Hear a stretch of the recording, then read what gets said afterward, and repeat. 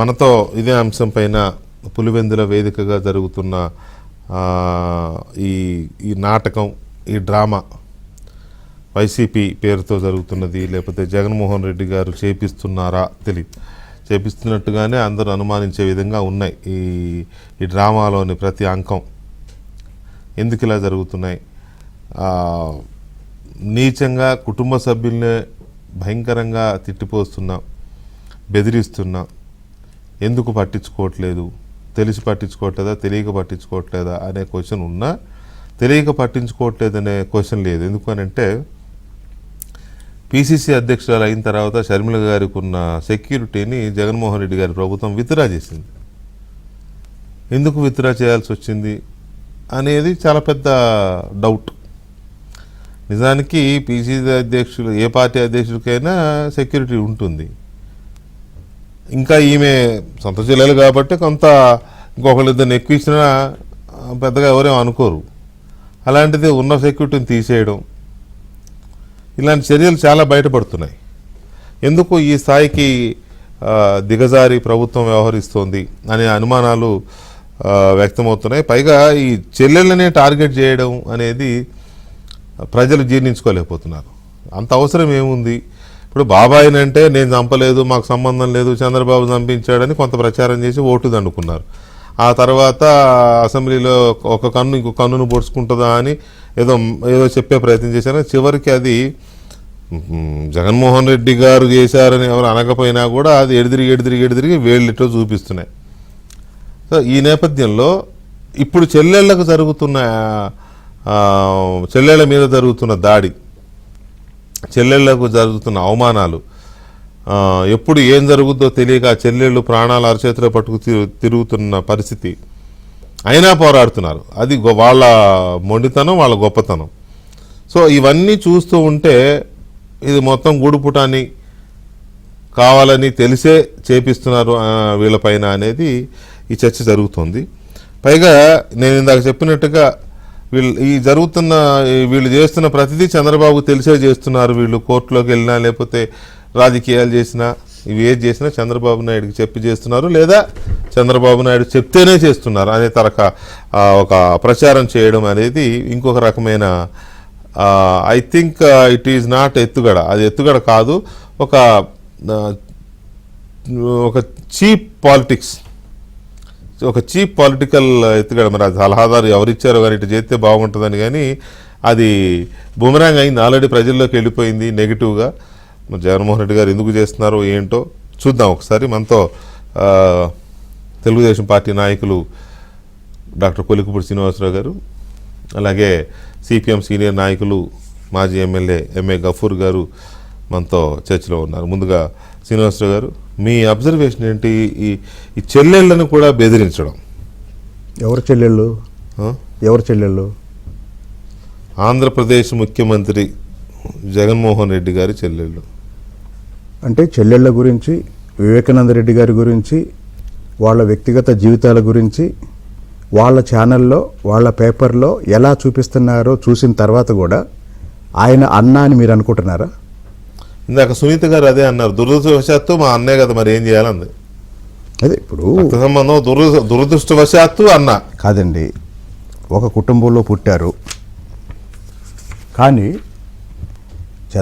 జగన్మోహన్ రెడ్డి గారు ముఖ్యమంత్రి అయిన తర్వాత వివేకానంద రెడ్డి గారి హత్యకు సంబంధించి సాక్షి పత్రిక, సాక్షి ఛానల్లో వీళ్ళని ఎలా చూపిస్తున్నారో చూసిన తర్వాత అతను అన్నా అని అనుకుంటే ఎవరన్నా అది తప్పు. నాకు నోరేలా వచ్చిందంటారా మీరు? చెప్పండి. రెండోది, మీ ఇంట్రడక్షన్లో కూడా ఏమన్నారంటే తెలిసి చేస్తాడా, తెలియక చేస్తున్నాడా అంటే. రోజు వాళ్ళ పేపర్లో రాస్తున్నారు, రోజు వాళ్ళ ఛానల్లో చూపిస్తున్నారు. దాన్ని కూడా మీరు జగన్మోహన్ రెడ్డి తెలిసి చేస్తున్నాడా, తెలియక చేస్తాడని, ఇది చాలా స్పష్టంగా వాళ్ళు చేసిన హత్య నుండి మొత్తం సమాజాన్ని డైవర్ట్ చేయటం కోసం సహజంగా ఎవరన్నా తప్పు చేసి దాని నుంచి బయటపడటానికి బయట వాళ్ళ మీద ఎవరి మీదన్నా నెపం వేస్తారు తప్పించుకోవటానికి. కానీ వీళ్ళు తప్పించుకోవటానికి ఆఖరికి కుటుంబ సభ్యులను కూడా బలి చేయటానికి సిద్ధమై వీళ్ళు పనిచేస్తున్నారు. ఇందాక మీరు అన్నారు చెల్లెళ్ళిద్దరికి షర్మిల గారికి భద్రత కుదించారు అని. వాస్తవానికి కొద్ది వారాల క్రితం ఆంధ్రప్రదేశ్లో ముఖ్యమంత్రి కుటుంబానికి ప్రత్యేకంగా భద్రతా దళాన్ని ఏర్పాటు చేస్తూ ఒక జీవో వచ్చింది. మహిళలతోనే మొత్తం వచ్చింది. అంటే ముఖ్యమంత్రి కుటుంబానికి భద్రత కల్పించే ఒక ప్రత్యేక దళం. అవును. మరి ఆ కుటుంబంలో వీళ్ళిద్దరు లేరు కదా. లేరు. ఇప్పుడు చెప్పండి. ముగ్గురు లేరు. అమ్మ ముగ్గురు కాదు, నలుగురు. అనిల్ గారు కూడా లేడుగా. సునీల్ గారు. ఇప్పుడు అమ్మ ఉందో లేదో ఆమె చెప్పాలి. షర్మిలకు చాలా క్లియర్గా బయటకు వచ్చి అన్న చేసిన లేకపోతే జగన్మోహన్ రెడ్డి చేసిన దారుణాల గురించి మాట్లాడుతుంది. సునీత గారు బయటకు వచ్చి మాట్లాడుతుంది. విజయమ్మ గారు ఇంతవరకు మాట్లాడలేదు. పైగా షర్మిల గారు చెప్పిన ప్రతి సందర్భానికి మా అమ్మే సాక్ష్యం అని చెప్తున్నారు. కాబట్టి ఇప్పుడు మరి విజయమ్మ గారు ఆమె ఎక్కువ రోజులు ఈ నాటకాన్ని కంటిన్యూ చేయకుండా కూతురు చెప్పింది కరెక్టా, కొడుకు చేసేది కరెక్టా, ఏదో ఒకటి చెప్పండి. కాబట్టి మొదటి పాయింట్ ఏంటంటే జగన్మోహన్ రెడ్డి ఒక అన్నలాగా ప్రవర్తిస్తున్నాడని నేను అనుకోవట్లేదండి. అసలు ఇప్పుడు ఈ బెదిరింపులు ఎందుకు వచ్చినాయి, ఇప్పుడే సునీత విషయంలో ఎందుకు వచ్చినాయి అంటే, వీళ్ళు ఎన్నికల్లో పోటీ చేస్తే మొన్నటి వరకు ఉన్న పరిస్థితి వేరు. రేపు వీళ్ళిద్దరూ పులివెందుల అసెంబ్లీ నుంచి ఒకళ్ళు, కడప పార్లమెంటు నుంచి ఇంకొకళ్ళు, వీళ్ళిద్దరూ పోటీ చేస్తే జగన్మోహన్ రెడ్డి రాజకీయ జీవితం ఎక్కడ మొదలైందో అక్కడే సమాధి అయింది. పులివెందుల్లో మొదలైంది, పులివెందులోనే ముగిసిపోయింది. పోటీ చేస్తారా? ఇప్పుడు పోటీ చేయకుండా ఉండటం కోసమే వాళ్ళ భయభ్రాంతులు చేయడానికి ఈ దాడి. ఇప్పుడు చంద్రబాబు నాయుడు గారు పులివెందుల సభకి వెళ్ళినప్పుడు జనం విపరీతంగా ఎందుకు వచ్చారు అంటే, వివేకానంద రెడ్డి గారి హత్య ఎవరు చేశారో ప్రజలకు తెలుసు. ఆ తర్వాత ఏం జరుగుతుందో వాళ్ళు చూస్తున్నారు. సరే, ఎన్నికలకు ముందు ప్రతిపక్ష నాయకుల మీద వివేకానంద రెడ్డి గారి హత్యను రుద్దారు. ఎప్పుడైతే జగన్మోహన్ రెడ్డి గారు ముఖ్యమంత్రి అయిన తర్వాత సిబిఐ విచారణ అవసరం లేదు అని ఆయన విత్డ్రా చేసుకున్నాడో, సిబిఐ విచారణ కావాలి అని బీటెక్ రవి వాళ్ళు, ఆదినారాయణ రెడ్డి గారు వీళ్ళు ముందుకెళ్లారో తెలిపోయింది కదా. సొంత బాబాయ్ హత్య విషయంలో మీరు ఎవరి మీద అయితే ఆరోపణలు చేశారో వాళ్ళు సిబిఐ విచారణకు డిమాండ్ చేశారు, కోర్టుకు వెళ్ళారు. మీరు సిబిఐ విచారణ అవసరం లేదని జగన్మోహన్ రెడ్డి విత్డ్రా చేసుకున్నాడు. ఆ రోజు తెలిపోయింది కదా చంపింది ఎవరు. కాబట్టి ఇక్కడ ఈ మొత్తం ఎపిసోడ్లో ఇద్దరు ఆడపిల్లల మీద జరుగుతున్న దాడి చూస్తే వాళ్ళ పైచాచిక చేస్తలు తప్ప ఇక్కడ కుటుంబం కనపట్లేదండి. ఇక్కడ కుటుంబం లేదు, కుటుంబము రక్త సంబంధం ఏమి లేదు. సినిమా టైటిల్స్ లా ఉన్నాయి తప్ప ఏదో ఒకటి రాయాలి. కాబట్టి పేపర్ వాళ్ళు, న్యూస్ ఛానల్ వాళ్ళు ఏం చేస్తారంటే, జగన్మోహన్ రెడ్డి చెల్లెలు షర్మిల వాళ్ళ అన్నయ్య జగన్మోహన్ రెడ్డి అని వరసలు రాస్తారు. ఇక్కడ అవన్నీ ఏమి లేవు కదా. అరే మొన్న నేను ఇంకో విషయం చెప్పాలండి. నేను ఇప్పటి వరకు చాలాసార్లు ఎక్కడైనా పెళ్లికి వెళ్తే 1-2 గంటలు అట్లా కూర్చొని ఆ కార్యక్రమం చూసి అక్షతలు వేసి వచ్చేవాడిని. కానీ మొన్న జగన్మోహన్ రెడ్డిని చూసిన తర్వాత టైం మేనేజ్మెంట్ ఏంటంటే మొన్న అర్థమైంది. ఎక్కడన్నా పెళ్లికి కానీ ఎంగేజ్మెంట్కి కానీ వెళ్తే 1 minute కార్యక్రమాన్ని ఎట్లా పూర్తి చేయాలో ఆయన చూసి నేర్చుకోవాలి. కూర్చోవడం కూడా లేదు, అదే 1 minute కార్యక్రమం పూర్తి చేయటం ఎలా. ఆ రోజు తాడేపల్లి నుంచి ప్రత్యేక విమానంలో బేగంపేట వచ్చి మళ్ళీ పెద్ద కాన్వాయ్లో గోల్కొండ రిసార్ట్కి వెళ్ళి ఆ ఒక్క నిమిషం కనీసం నీ సొంత చెల్లెలని చెప్పుకుంటున్న చెల్లెలు ఫోటో కూడా రాకపోతే జగన్మోహన్ రెడ్డి ఆ రోజే ఆయన చరిత్ర ముగిసిందండి. పిలిచాడు కదా, ఒకటోసారి, రెండోసారి, మూడోసారి ఫోటోకి రమ్మని అడుక్కున్నాడు కదా. అయితే ఇప్పుడు రాష్ట్ర ప్రజలు దీంట్లో చూడాల్సిన కోణం ఏంటంటే, ఈ కుటుంబంలో జరుగుతున్న ఈ అంతర్గత విషయాలు పక్కన పెడితే ఈ హత్యను చూపించే కదా గత ఎన్నికల్లో రాయలసీమలో లబ్ధి పొందింది. ఈ హత్యను చూపించే కదా రాష్ట్ర వ్యాప్తంగా ప్రతిపక్షం మీద దాడి చేసింది. కాబట్టి మీకు ఇక్కడ ఇంకో సందర్భం చెప్తానండి. 1998లో రాజారెడ్డి గారి హత్య జరిగింది. రాజారెడ్డి గారి హత్య జరిగిన రోజు కూడా ఇలానే తెలుగుదేశం మీద వేశారు. ఆ రోజు మీడియా కడప ఎస్పీని ఒక ప్రశ్న అడిగింది. రాజారెడ్డి లాంటి ఒక విఐపికి భద్రత విషయంలో మీరు ఎందుకు నిర్లక్ష్యం చేశారంటే కడప ఎస్పీ ఏం చెప్పాడంటే, రాజారెడ్డికి ఎవరి వల్ల ప్రమాదం ఉంది అని మేము ఎప్పుడు ఊహించలేదు. రాజారెడ్డి వల్ల ఎవరెవరికి ప్రమాదం ఉంది అనేది మేము రోజు ఆలోచించి వాళ్ళకి భద్రత ఏర్పాటు చేసేవాళ్ళం అన్నాడు. కాబట్టి వీళ్ళు గత 46 సంవత్సరాలుగా రాజశేఖర రెడ్డి గారు మొదటిసారి ఎమ్మెల్యే అయింది 46 సంవత్సరాల క్రితం. సరే, అంతకుముందు రాజారెడ్డి గారు ఏం చేశారని తీద్దాం. కాబట్టి ఇదంతా కూడా ఇప్పుడు ఎందుకు వీళ్ళ మీద దాడి పెంచారు అంటే ఇంకోటండి, ఒక్క నిమిషం. ఇప్పుడు షర్మిల గారు ఇన్ని అడుగుతున్నారు కదా, నువ్వు ప్రత్యేక హోదా అడుగుతున్నారు, అవి అడుగుతున్నారు, షర్మిల గారు ఎందుకు అడగట్లేదు? బాబాయిని ఎవరు చంపారు మాట్లాడదాం, ఆమె ఎందుకు చెప్పట్లేదు? దాంట్లోకి వెళ్లే ముందు గఫూర్ గారు నమస్తే అండి. నమస్తే వెంకటకృష్ణ గారు. గఫూర్ గారు, సునీత గారు ఇవాళ హైదరాబాద్ లో పోలీస్ కి కంప్లైంట్ చేశారు.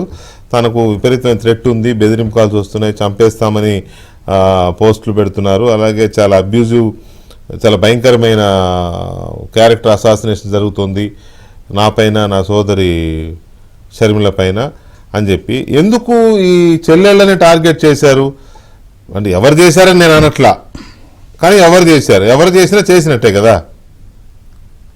వెంకటకృష్ణ గారు, మనం కూడా ముసుగప్పి మాట్లాడుకుంటున్నాము. ఎవరు చేసేట అందరికీ తెలుసు కదా. ఇప్పుడు జగన్మోహన్ రెడ్డి గారికి అభద్రతా భావం చుట్టుముట్టిందండి. ఆయన కలలు గంటూ ఉన్నాడు. ఎప్పుడైతే కుటుంబ సభ్యులు బయటకు వస్తారు, లేదా పులివెందుల్లో కడప పార్లమెంటుకు, పులివెందుల అసెంబ్లీకి పోటీ చేస్తారనేటువంటి వార్త వచ్చినప్పటి నుంచి గంగవీరుడు ఎత్తున్నాడు. ఎందుకంటే నేను నిన్న కడపలో ఉన్నా అండి. కడపలో నేను ఎంక్వైరీ చేశాను. అక్కడ కొంతమంది, అంటే మా పార్టీ వాళ్ళు మాత్రమే కాకుండా బయట వాళ్ళందరితో ఎంక్వైరీ చేస్తే వాళ్ళు చెప్పారు, షర్మిల, సౌభాగ్యమ్మ వీళ్ళు కనుక రంగంలోకి వస్తే తప్పనిసరిగా వైసీపీ డిఫెన్స్ లో పడిపోతుంది, వైసీపీకి బాగా నష్టం జరుగుతుంది. అయితే గెలుపోవడంలో ఎట్లుంటాయి అనేది ఇప్పుడే చెప్పలేం, కానీ చాలా పెద్ద డ్యామేజ్ అయితే వైసీపీకి అవుతుంది. కడప జిల్లాలోనే ఆ పరిస్థితి వస్తే రాష్ట్రంలో ఇక వైసీపీ పరిస్థితి ఎట్లుంటది?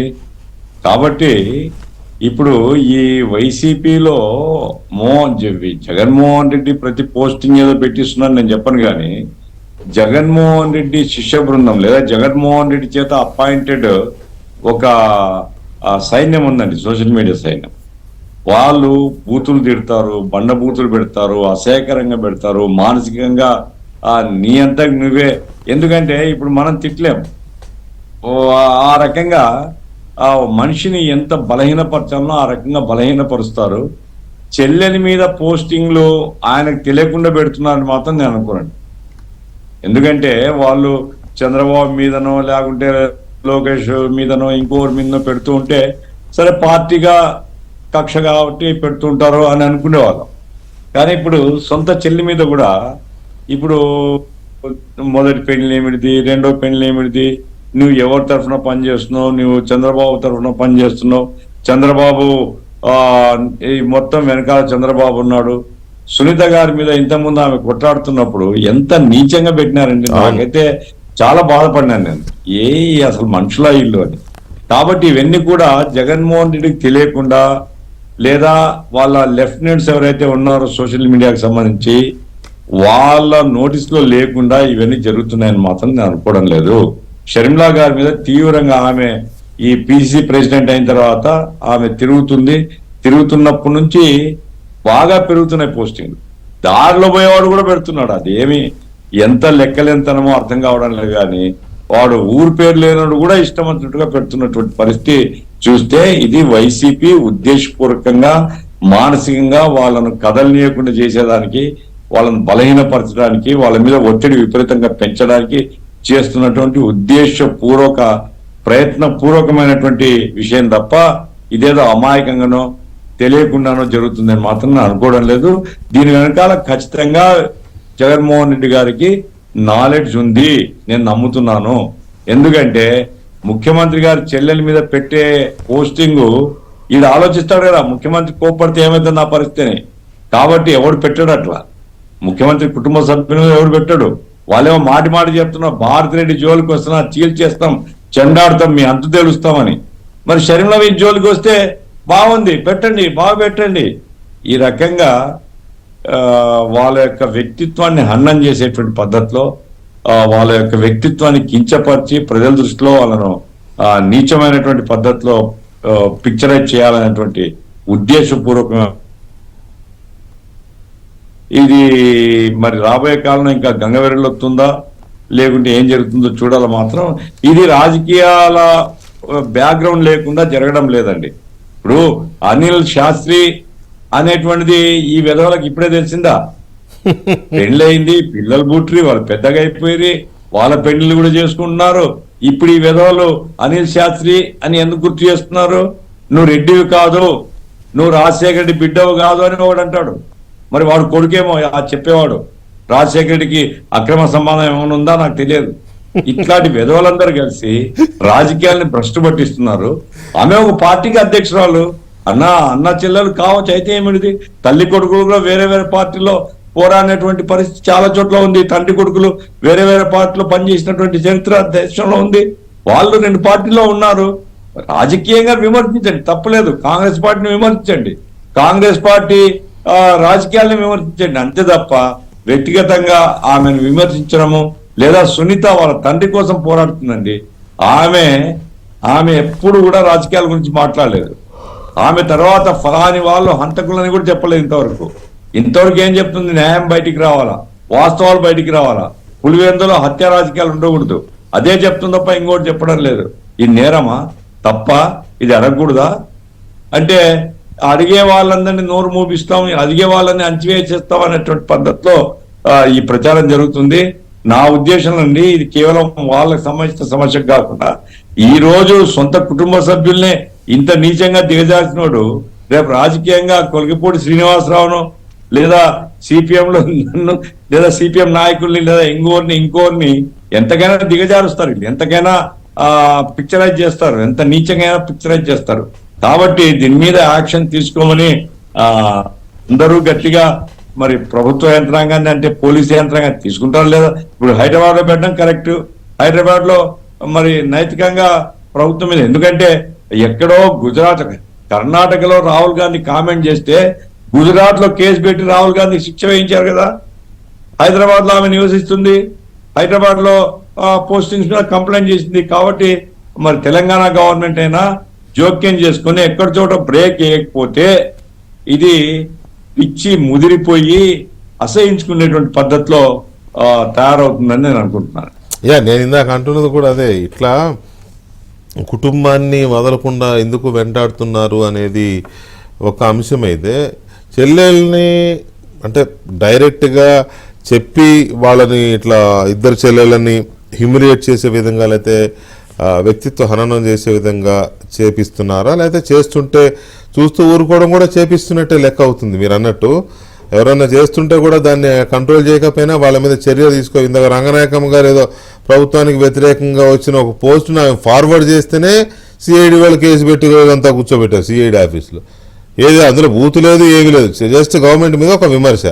అలాంటిది ఇంత దారుణంగా ఇద్దరు చెల్లెళ్ళ మీద ఈ రకమైన ప్రచారం, షర్మిల గారిని అయితే అసలు ఇక అది రిపీట్గా పదే అనడానికి కూడా బాధ అనిపిస్తుంది. కానీ మరి అలా ప్రచారం చేస్తుంటే వాళ్ళ మీద యాక్షన్ తీసుకోకుండా చూస్తూ ఊరుకున్నారు అని అంటే, ఒకటి ఎంజాయ్ చేస్తున్నారు, రెండోది ఇంకా జరగాలే, జరిగితేనే కంట్రోల్ అవుద్దని అనుకుంటున్నారేమో. సో ఈ రకంగా సొంత చెల్లెళ్ళ విషయంలోనే ఇలా చేస్తున్నారు అంటే, ఈ అక్క చెల్లెమ్మలనే గోదరగొట్టే ఉపన్యాసాలు ఇచ్చే ఈ అమాయక అక్క చెల్లెమ్మల పరిస్థితి ఏంటి రేపు? అంతే. ఇంకా శ్రీనివాస్ గారు ఇక్కడ డెఫినెట్గా ఏదో ఆశించే ఈ అటాక్ జరుగుతుంది. ఒకటి వీళ్ళని కంట్రోల్ చేయడం, ఈ రకంగా భయపెట్టో లేకపోతే మానసికంగా హింసించడం వల్ల కొంత వెనక్కి తగ్గుతారు. ఒకటి వివేకానంద రెడ్డి గారి హత్య కేసు విషయంలో కానీ, లేకపోతే ఈ రాజకీయాల్లో తనకు వ్యతిరేకంగా రాకుండా ఆగుతారు అనేది ఒకటి అయి ఉండాలి. లేదా 2019 ఎన్నికల ముందు ఎలాగైతే జరిగిన హత్యని చంద్రబాబు నాయుడు గారి మీద నెట్టేసి ప్రచారం చేసి ఓట్లు కొట్టేశారో, దీన్ని కూడా చంద్రబాబు నాయుడు మీదకి నెట్టేసి ఇచ్చేద్దామని అనుకున్నా అయి ఉండాలి. ఈ రెండిట్లో ఏదో పాసిబిలిటీ ఉంది. ఇది వర్కౌట్ అవుతుందా జగన్మోహన్ రెడ్డి గారికి ఈసారి కూడా? అది బూమరాంగ్ అవుతుందా లేకపోతే బెనిఫిట్ పొందుతారా? అంటే ఒక్క వివేకానంద రెడ్డి గారి విషయమే కాదండి, 2019 ఎన్నికలకు ముందు జగన్మోహన్ రెడ్డి గారు చెప్పిన ఒక 5-6 అంశాలు, డిఎస్పీల ప్రమోషన్లు అంతా కమ్మోళ్ళకే ఇస్తున్నారన్నారు. అది ఎన్నికల తర్వాత తెలిసింది అబద్ధం అని. అమరావతి మొత్తం కమ్మోళ్ళదే అన్నారు. అది ఎన్నికల తర్వాత తెలిసింది దళితులదని. చుట్టూ ఉన్నదంతా దళిత నియోజకవర్గాలు, 6 నియోజకవర్గాలు. అలాగనే వివేకానంద రెడ్డి గారి హత్య ఎన్నికల ముందు ఏం చెప్పారు, ఇది ప్రతిపక్షం మీద వేశారు. ఎన్నికల తర్వాత తెలిసింది. అంటే ఇలాంటి కోడికత్తి, అన్నిటికన్నా ముంచింది కోడికత్తి. కాబట్టి ఇప్పుడు మీరు అన్నారు వర్కౌట్ అవుతుందా అని. ఇప్పుడు ఆలోచించాల్సింది పౌర సమాజం ఆలోచించాలి. జగన్మోహన్ రెడ్డి 2019 ఎన్నికలకు ముందు ఏం చెప్పాడు, వాటి నిజానిజాలు ఇప్పుడేంటి, ఏం బయటపడుతున్నాయి ఇప్పుడేంటి. ఇందాక గఫూర్ గారు అన్నారు, ఇప్పుడు వివేకానంద రెడ్డిని ఎవరు చంపారనేది కోర్టులో ఎప్పుడు తెలియదు, ఎవడో తెలియదు. కానీ పులివెందుల్లో అందరికీ తెలుసు, కడపలో రాష్ట్రంలో, దేశంలో, ప్రపంచంలో అందరికీ తెలుసు. కాబట్టి ఇంత చూసిన తర్వాత కూడా మళ్ళీ జగన్మోహన్ రెడ్డిని మాటలు నమ్ముతారని నేను అనుకోవట్లేదు. రాజకీయాలకు అతీతంగా పవన్ కళ్యాణ్ గారు మరి ఏ క్షణంలో అన్నారు, కానీ ఆయన ఒక మాట అన్నారు, YCP is injurious to Andhra Pradesh అని. అసలు మీరు ఇప్పుడు కోడికత్తి అనేది ఒక దుర్మార్గం, బాబాయ్ హత్య అనేది ఒక దుర్మార్గం. ఇట్లాంటివి ఒకటి చేసినా కూడా అంతకన్నా నీచమైన పని ఇంకోటి ఉండదు. అలాంటివి మరి 5-6 చేశారు. మళ్ళీ వచ్చే ఎన్నికలకు కూడా ఎవరినో రెడీ చేసుకుంటున్నారు, ఇంకొక బలి పశువుని రెడీ చేసుకుంటున్నారు. ఇవన్నీ అంటే జనం చూడండి, మనం కొంతమంది అసలు ఆలోచన చూడండి, అన్నయ్య ఇద్దరిని వేసేస్తే బాగా ఎలక్షన్కి ఉపయోగపడతారంటే ఆలోచన చూడండి. ఒక్క నిమిషం అండి, ఇప్పుడు చెల్లెళ్ళ మీద దుష్ప్రచారం జరుగుతుంటే, చెడుగా ప్రచారం జరుగుతుంటే, అట్లా చేస్తున్న వాళ్ళ మీద చర్యలు తీసుకోకుండా మౌనంగా ఉన్న వ్యక్తి అతను అన్నా కాదు, అతను ముఖ్యమంత్రి కాదు. అతను ముఖ్యమంత్రి కాదు. మౌనంగా ఉండట్లేదండి, చేపిస్తున్నారు. సునీత మీద దాడి చేపిస్తుంది జగన్మోహన్ రెడ్డి, షర్మిల మీద దాడి చేపిస్తుంది జగన్మోహన్ రెడ్డి. నిజంగా నీకు దమ్ముంటే వాళ్ళు కొన్ని ప్రశ్నలు అడుగుతున్నారు, ఆ ప్రశ్నలకు సమాధానం చెప్పు. ఆ సునీత ఓపెక్కి జోహార్లండి. ఈ రోజు కూడా గఫూర్ గారు అన్నారు, ఈ రోజు కూడా మా నాన్నను చంపింది ఫలానా వాళ్ళు అని ఆమె చెప్పటం లేదు, విచారించండి నిజం బయట పెట్టండి అని చెప్తుంది. అంటే చాలా చాలా చట్టబద్ధంగా పోరాటం కూడా చట్టబద్ధంగా చేస్తుంది. సాధారణంగా తండ్రిని పోగొట్టుకొని అంత దారుణంగా తండ్రి హత్యకు గురైతే చాలా ఆవేశంగా వీళ్ళ గురించి మాట్లాడేవాళ్ళు. సరే, అసలు విషయం ఏంటంటేనండి, వీళ్ళు రాజకీయాల్లో యాక్టివ్గా ఉండకూడదు. వీళ్ళు రాజకీయాల్లో యాక్టివ్గా ఉంటే ఇప్పుడు వీళ్ళు అంటున్నారు కదా, జగన్మోహన్ రెడ్డి చెప్పేది ఏంటి, స్టార్ క్యాంపైనర్ చంద్రబాబు నాయుడికి స్టార్ క్యాంపైనర్ చెల్లి.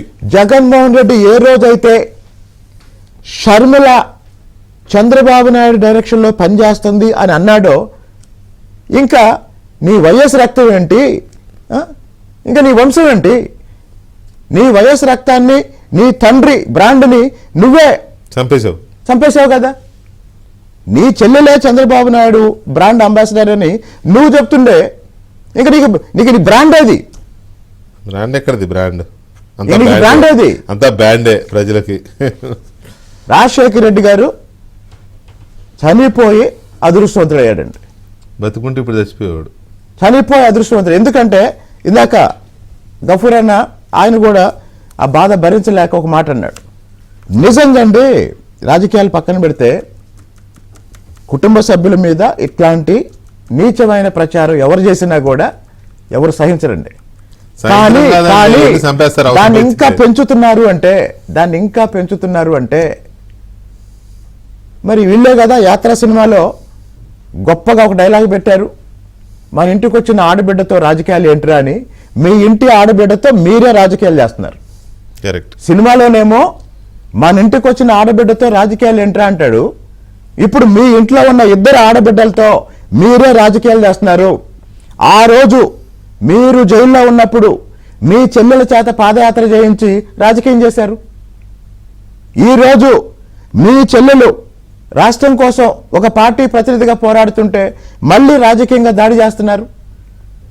ఇప్పుడు షర్మిల మీద రాజకీయం చేస్తుంది జగన్మోహన్ రెడ్డి, సునీత విషయంలో రాజకీయం చేస్తుంది జగన్మోహన్ రెడ్డి, వాళ్ళ గౌరవానికి భంగం కలిగిస్తుంది జగన్మోహన్ రెడ్డి, వాళ్ళని నీచాతినీతంగా వాళ్ళ పార్టీ కార్యకర్తలు తిడుతుంటే చూస్తూ ఎంకరేజ్ చేస్తుంది జగన్మోహన్ రెడ్డి, వాళ్ళకి నెల జీతాలు ఇస్తుంది జగన్మోహన్ రెడ్డి, చెల్లెళ్ళని నీచంగా తిట్టినందుకు జీతాలు ఇస్తున్నాడు జగన్మోహన్ రెడ్డి.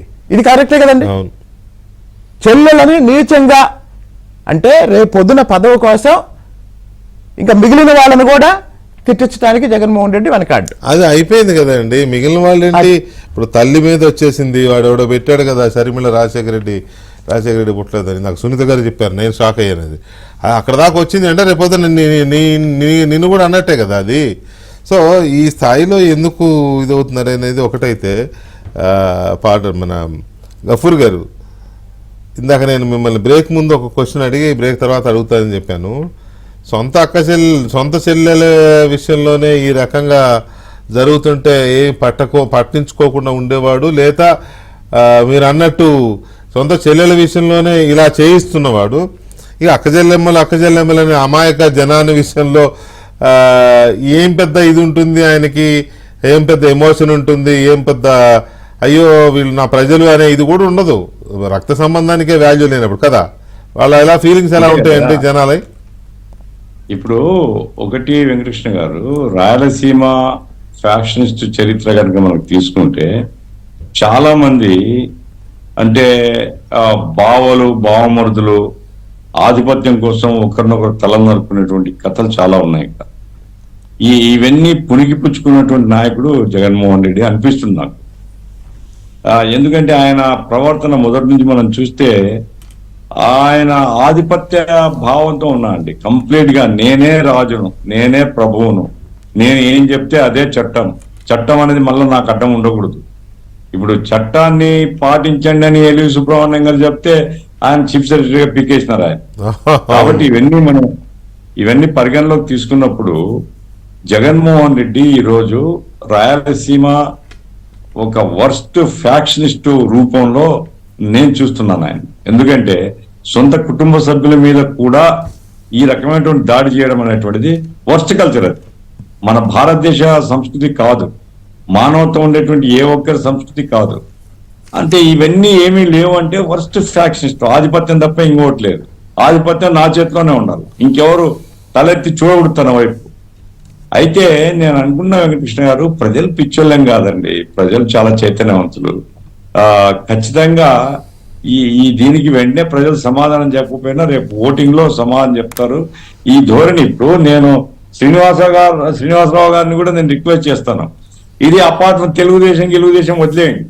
ఇప్పుడు ఇట్లాంటి ఒక మనిషి కోడికత్తి సీనును కోడికత్తి డ్రామా ఆడి జైల్లో పెట్టించి ఇంతవరకు బెయిల్ రాకుండా చూసి, అట్లాగే డాక్టర్ సుధాకర్ ను అవమానకరంగా చేసి చంపించి, అట్లాగే సుబ్రహ్మణ్యం హత్య కేసు డోర్ డెలివరీ, అట్లాగే బాబాయ్ సొంత విషయంలో ఎన్ని అబద్ధాలు అన్నాడు రాజకీయ ప్రయోజనం కోసం. ఇవన్నీ కూడా ప్రజల్ని ఎడ్యుకేట్ చేయాలండి. ప్రజలు ఇప్పుడు ఎవరి పనులు వాళ్ళకు ఉంటాయి. కొంతమంది చదువుకున్నటువంటి వాళ్ళు వార్తాపత్రికలు చదువుతారు, కానీ మిగతా ప్రజలకు వార్తాపత్రికలు చదివే తీరిక కూడా లేదు, ఎవరి పనిలో వాళ్ళు ఉంటారు. ఇవన్నీ ఎడ్యుకేట్ చేయడానికి మార్గం ఏమిటిదో ఆలోచించాలా. సభ్య సమాజం అంటే ఈ పౌర సమాజంలో మార్పు రావాలి మనం తప్పిస్తున్నాం. పౌర సమాజాన్ని ఎడ్యుకేట్ చేసే బాధ్యత కూడా మందే. ఎవరు బెటరు అనేది మనం చెప్పకపోయినా ఇదిగో ఇట్లాంటి వర్స్ట్ క్యారెక్టర్ రాష్ట్రంలో ఈ కాలంలో మనకు కనపడుతున్నాడు. ఈ వర్స్ట్ క్యారెక్టర్ అతను సీఎం గా ఉంటే ఈ దరిద్రం ఆంధ్ర రాష్ట్రాన్ని చుట్టుకుంటది. ఇప్పుడు సొంత చెల్లెలకి రక్షణ లేకపోతే ఓటర్ చెల్లెమ్మలు వీళ్ళు సొంత చెల్లెలు కాదు, సొంత అక్కలు కాదు, వాళ్ళకి ఓట్లున్నాయి కాబట్టి చెల్లెమ్మ అక్క అంటున్నాడు. ఓట్లు లేకపోతే వాళ్ళను మనుషులకు కూడా చూడడు. కాబట్టి ఇప్పుడు మనం గమనిస్తున్నాం, ఏదో వాలంటీర్లను పెట్టుకున్నాడు. వాలంటీర్లు ఇప్పుడు ఓపెన్ గా చెప్తున్నారు, వాలంటీర్లు మా పార్టీ కోసం పెట్టుకున్నాం. సచివాలయ సిబ్బందిని రిక్రూట్ చేసుకోవడం ఎన్నికల ప్రయోజనం కోసం పెట్టుకున్నాం. అంటే ప్రతిదీ ఎన్నికలు, ప్రతిదీ అధికారం తన చేతిలో ఉండాలా. 30 సంవత్సరాలు ఎవడు మాట్లాడకూడదు. ఇది ధోరణి. ఈ ధోరణి కనుక అమలు జరిగితే ఈ రాష్ట్రం ఏం కావాలా అనేటువంటి ప్రశ్న పౌర సమాజంలో తీసుకొని పోయేటువంటి పద్ధతిలో ప్లాన్ చేయాలా. ఇదేదో ఒక పార్టీ తరఫున చేయాల్సిన పని లేదు.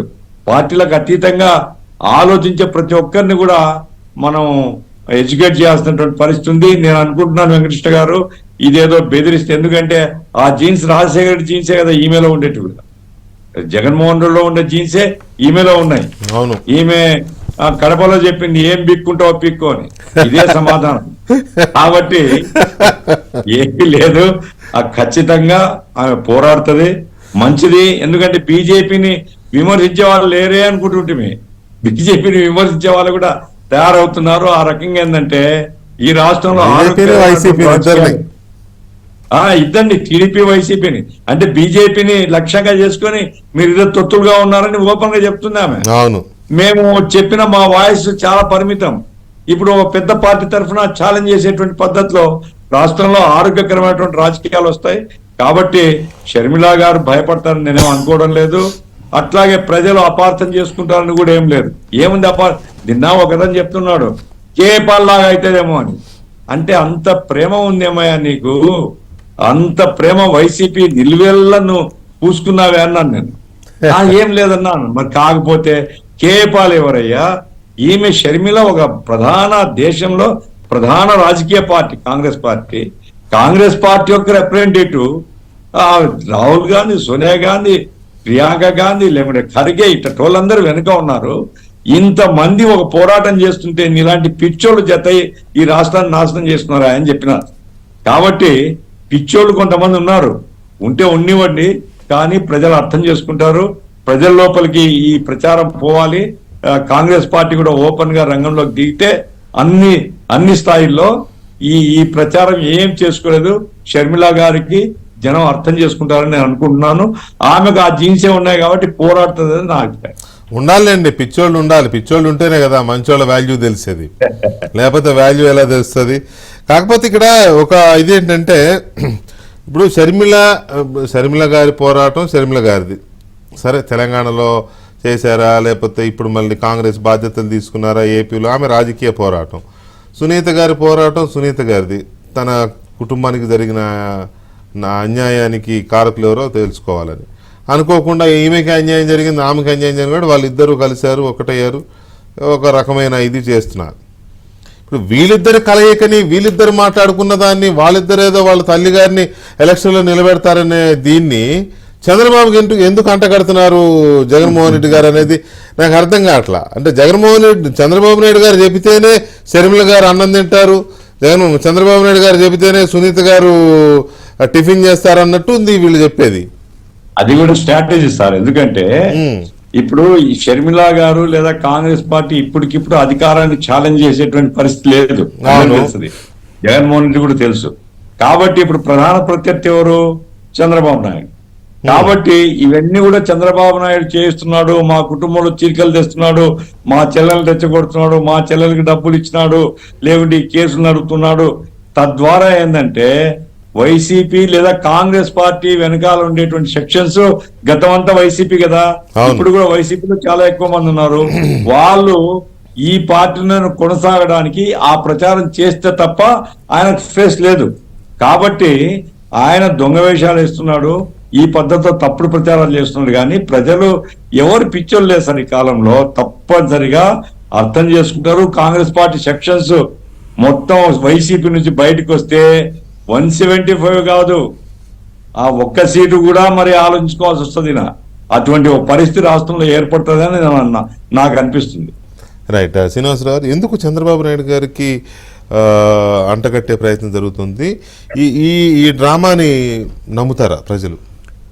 అంటే ఏం జరిగినా ప్రతిపక్ష పార్టీ మీద, చంద్రబాబు నాయుడు గారి మీద ఏకపోతే ఇంకా ఆయనకి మిగిలింది ఏంటి? ఇప్పుడు జగన్మోహన్ రెడ్డికి నమ్మదగ్గట్టు ఉండాలి కదా, ప్రతిదీ నమ్మదగ్గట్టు ఉండాలి కదా, ప్రజలు నమ్మాలి కదా. చంద్రబాబు నాయుడు వింటారా? మీరు మళ్ళీ ఒక బేసిక్ పాయింట్ వదిలేస్తున్నారు. జగన్మోహన్ రెడ్డి చెప్పిన ఏది నిజం కాదు. జగన్మోహన్ రెడ్డి చెప్పిన ఏది నిజం కాదు.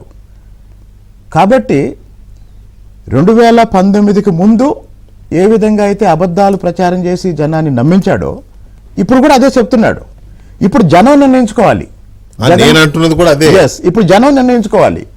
ఏంటి నిర్ణయించుకోవాలి? అన్నిటికీ మించి ఇంకో విషయం అండి, రాజశేఖర రెడ్డి గారు బతుకున్నంత కాలం ఆయన కుటుంబానికి చాలా విలువిస్తాడని, ఆయన కుటుంబాన్ని ఒక పెద్దగా అందరినీ మొత్తం ఆల్ బ్రదర్స్ అందరూ ఉంటారని ఆయనకు ఒక ఇమేజ్ ఉంది. కానీ జగన్మోహన్ రెడ్డి ప్రతిపక్షంలో ఉన్నప్పుడు కుటుంబాన్ని వాడుకొని రాజకీయం చేశాడు. ముఖ్యమంత్రి అయిన తర్వాత కుటుంబాన్ని వదిలేసి రాజకీయం చేశాడు. ఒక్కడే వైఎస్ కుటుంబం లేదండి. అవును, నేను మళ్ళీ చెప్తున్నా, ఇప్పుడు ఆంధ్రప్రదేశ్లో అధికారం చలాయిస్తున్నది వైఎస్ కుటుంబం కాదు.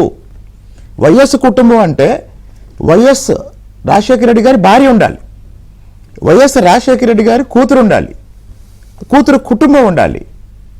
ఇక్కడ జగన్మోహన్ రెడ్డి వైపు నుంచి ఎవరు లేరు, వైపు నుంచే ఉన్నారు.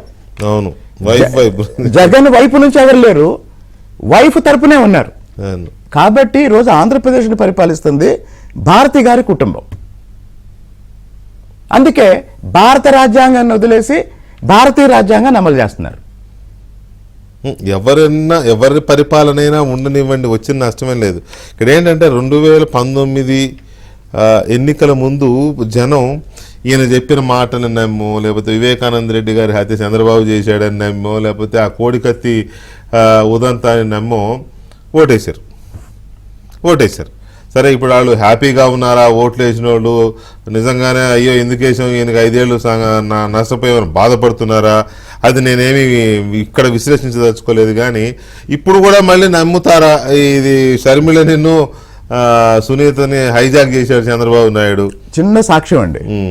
ఈ రోజు జగన్మోహన్ రెడ్డి గారు పులివెందులు వెళితే జనం స్పందన ఏంటి? ఈ రోజు జగన్మోహన్ రెడ్డి గారు పులివెందులు వెళ్తున్నారు కదా అప్పుడప్పుడు. జనంలో స్పందన ఎలా ఉంది? సొంత మనుషులే కదా, 46 సంవత్సరాలుగా నీ కుటుంబానికి రక్షణగా నిలబడ్డ వాళ్ళే కదా. ఈ రోజు వాళ్ళు నిన్ను నమ్ముతున్నారా? ఎందుకు సునీతకు భయపడుతున్నారు అంటే ఆమె పులివెందుల్లో పోటీ చేస్తే జాతకాలు మారతాయి. ఎందుకు షర్మిలను ఆపడానికి ప్రయత్నం చేస్తున్నారంటే ఆమె కడప ఎంపీగా పోటీ చేస్తే వీళ్ళిద్దరూ ఒకళ్ళు ఎంపీ ఎక్కడ పోటీ చేసినా జగన్మోహన్ రెడ్డి రాజకీయ చరిత్ర అయిపోయిందండి. ఎందుకు అయిపోయింది అంటే ఏ ప్రజలైతే ఇంకోటండి 2019లో జగన్మోహన్ రెడ్డి చెప్పినని నమ్మటానికి ఒక కారణం ఏంటంటే రాజశేఖర రెడ్డి గారు చనిపోయిన తర్వాత 2019 వరకు జగన్ ఏదో పోరాటం చేశాడని కొంతమందిలో సింపతి ఉంది. తర్వాత ఇంకో విషయం, ప్రతిపక్షంలో ఉన్నప్పుడు బాగానే మాట్లాడాడు. మొన్న ఒక ఆయన చెప్తున్నాను నాకు, అరే రాజశేఖర రెడ్డికి ఒక కొడుకు ఒక కూతురు ఉన్నారు, కూతురికేమో అబ్బాయిల బాడీ లాంగ్వేజ్ వచ్చింది, కొడుకేమో అమ్మాయిల బాడీ లాంగ్వేజ్ వచ్చింది, ఏంటి కర్మ అని.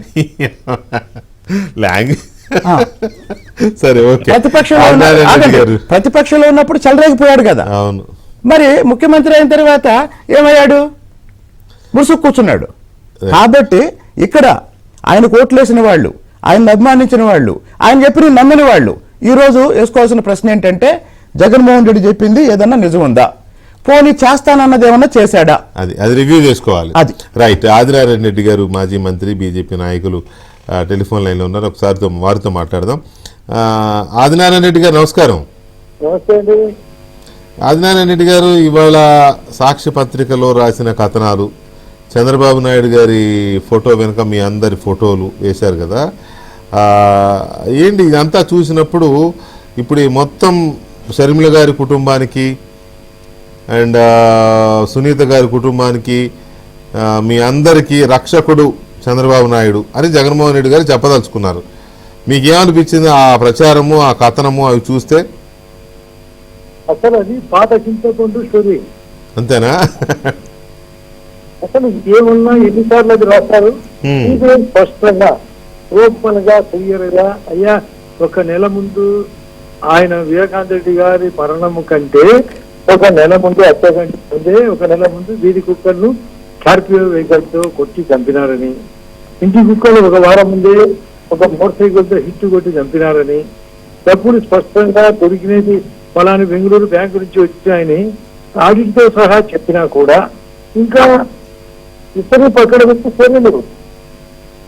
ఆ రోజు 7 మంది వరుసగా మహిళలతో ఇది చంద్రబాబు ఆధ్వర్యంలో ఆదినారాయణ రెడ్డి, బీటెక్ రవి ఉండి దరిద్రంగా హత్య చేపించారని మొదలుపెట్టి ఇది స్పష్టంగా బయటకు వచ్చినా మళ్ళీ అదే కథే. ఇప్పుడు సునీత ఆ రోజు నా మీద కూడా మాట్లాడింది. ఇదే తప్పు తెలుసుకొని అది నేను చేయడం తప్పు అని అందరి బంధువులకు తెలిసిన వాళ్ళకి అందరికి చెప్తానట్టు నాకు విషయం స్పష్టంగా తెలుసు. అంటే ఈ రోజు చెల్లెళ్ళు పక్కన పెట్టడం కాదు, హత్య చేపించినప్పుడే వాళ్ళు అందరికీ తెలియాల. అంటే అతనికి ఒకే మాట, యేసుక్రీస్తు ప్రేమ కోసం, ఓన్లీ ఈ ప్రేమ కోసం తను చనిపోయినాడు. జగన్ రెడ్డి ప్రేమనే చంపినాడు. తనకు కావాలా డబ్బు, తనకు కావాలా పదవి, బంధువులవు, బంధుత్వము, రక్తము ఏమి లేదు. కార్ల్ మార్క్స్ ప్రకారము మానవ సంబంధాలని ఆర్థిక సంబంధాలు. ఈయన స్పష్టంగా దానికి ఫాలో చేస్తున్నాడు. Right. పదవి కూడా కావాలా, అడ్డ పెట్టుకొని దాన్ని లాగిన్ అడ్డ పెట్టుకొని ఎంతైనా లాగడము. తను దాచిపెట్టుకుంటాడు, బయటికి కనపడకుండా సమస్యలు దాచిపెడతాడు, సొమ్ము దాచిపెడతాడు. తను Right. దాచుతాడు, సమస్యలను దాచిపెడతాడు, సొమ్మును దాచిపెడతాడు. ఇది అతని ఆలోచన. దీనికి బంధాలు, బంధుత్వాలు, స్నేహితాలు ఏముండవు. సో ఏముండవు, అప్పుడు దొరికిన వాళ్ళల్లా తన ఎదుగుదలకు వాడుకోవడమే. తల్లి, చెల్లి, అన్న, తమ్ముడు ఇవే ఉండవు. అతను పికప్ అయ్యేదాన్ని Right. ఏ పేద పైన